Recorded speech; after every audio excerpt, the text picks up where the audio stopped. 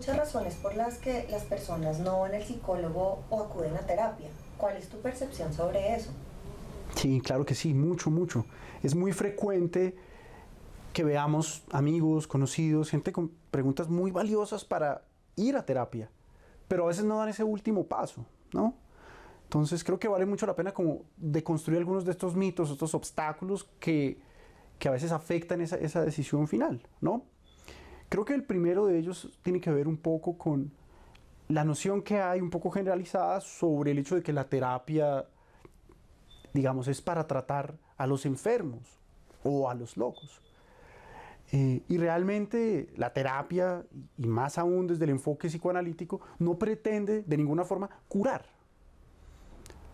a alguien que está mal o que tenga alguna enfermedad. Para nada. Creo que por el contrario, la psicoterapia lo que busca es que la persona pueda conocerse más a fondo, que la persona pueda encontrar un poco las raíces históricas de los malestares que ha construido y que hoy lo aquejan, ¿sí? Las dificultades que de pronto esté teniendo, y también permite empezar a proyectar un futuro distinto. Digamos, muchas veces lo que nos aterra es el futuro, qué decisiones tomar, hacia dónde voy a ir, qué quiero hacer con mi vida, con esta relación, con mi pareja, con mi familia. Y mirar digamos, la terapia en perspectiva de futuro está lejos de pensarla desde el punto de vista de la patología, de la enfermedad. Entonces creo que esos son algunos elementos que le dan un cambio, ¿sí? Que le dan un giro al enfoque que de pronto la gente puede tener sobre la terapia a veces, ¿no? Y creo que desde el enfoque psicoanalítico el autoconocimiento es la clave central. Conocer nuestro inconsciente, que es la raíz de muchos de nuestros malestares, digamos. Entonces creo que realmente la psicoterapia plantea es una aventura muy interesante de autoconocimiento. Creo que eso es fundamental. ¿Tú crees que el país y el contexto social influyen a la hora, digamos, que una persona decide acudir a psicoterapia o no hacerlo? Claro, claro que sí, definitivo. En países como Colombia y en la gran mayoría de América Latina, todavía conservamos un poco esta noción de que la patología es como el requisito necesario para acudir a una psicoterapia. Y esto es porque históricamente, digamos, la religión se ha ocupado un poco como del entorno íntimo de las personas, de nuestra sociedad. Y eso, digamos, que le ha restado un poco terreno a que la psicoterapia pues ocupe ese lugar y que se inmiscuya en los asuntos, digamos, de nuestra cultura, en nuestro diario vivir. Entonces creo que eso le ha impedido a mucha gente tener la confianza suficiente para decir quiero entrar a terapia, quiero darme esta oportunidad. Porque naturalmente existe como, digamos, ese estereotipo, ¿sí? Como ese estigma sobre asistir a tratar nuestra mente, ¿no? Pero creo que por fortuna estamos entrando en una nueva era en donde estamos hablando cada vez más de salud mental, se está volviendo un tema menos tabú, si era un tema que a todos nos corresponde, y creo que eso pues va a generar un viraje muy interesante. Muchas veces las personas no saben a quién se van a encontrar, ¿no? ¿Quién va a ser el terapeuta? ¿Quién va a ser el psicólogo? ¿Cómo podrías ayudar a una persona que lo está considerando pues a entender ese punto que es importante?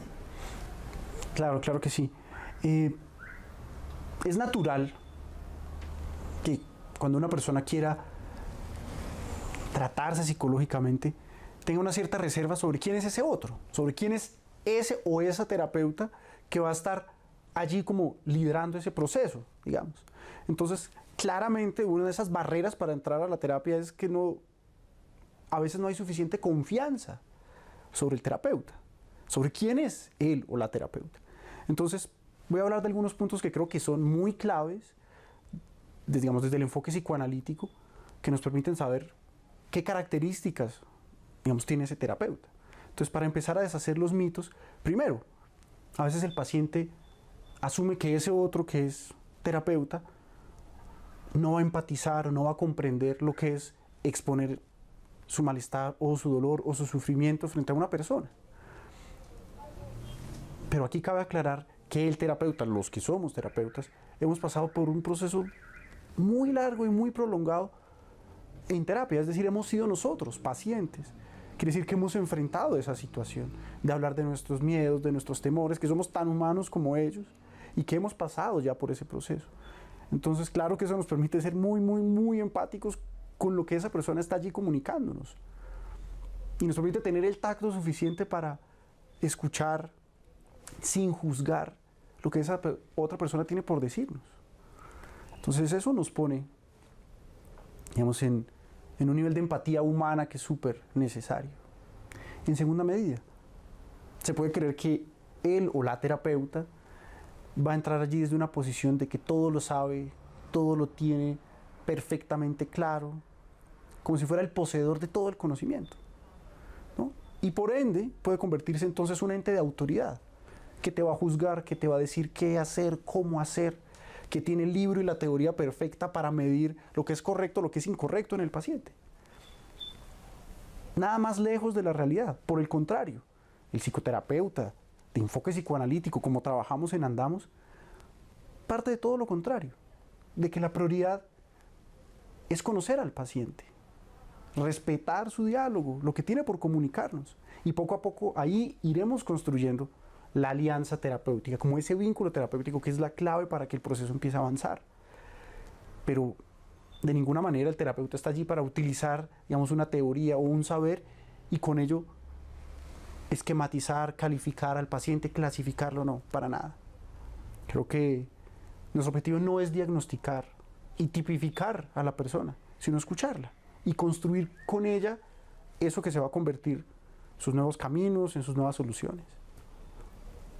En segundo lugar, le diría a esta persona que piense en la terapia como ese momento de ampliar, digamos, las posibilidades de su vida. Ampliarlas por ejemplo, en darse la oportunidad de vivir una relación afectiva distinta, de construir relaciones emocionales de una forma diferente, de cambiar de trabajo, de llevar una vida más satisfactoria, de liberarse de pronto del lastre o de algún evento del pasado que impide avanzar. Digamos, todo esto para decir que la terapia, en lugar de enfocarse solamente en lo doloroso, solamente en quedarnos ahí, es realmente una apertura hacia el futuro, hacia un futuro de probabilidades, ¿sí? De posibilitar a la persona como de ampliar caminos, ¿no? Posibilitar caminos. Y creo que esa es la terapia, posibilitar caminos a partir de comprendernos a nosotros mismos. Visto desde ese punto de vista, pues, ¿qué de malo habría en empezar un proceso de terapia? Darse esa oportunidad.